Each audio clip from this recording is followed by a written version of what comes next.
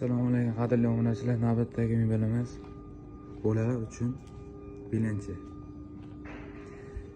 Fasad qismi MDF, korpusi laminat.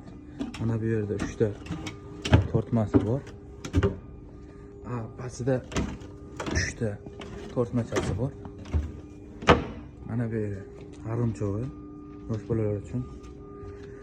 Bu kurpachalari tagida dispisi bor. Buni обязательно kurpachasi ustida yopinchig'i bo'ladi.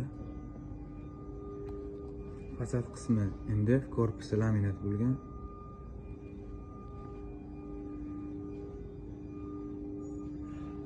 Ranglari tanlov bor. Yana bittasi mana bu yerda oq rangidan.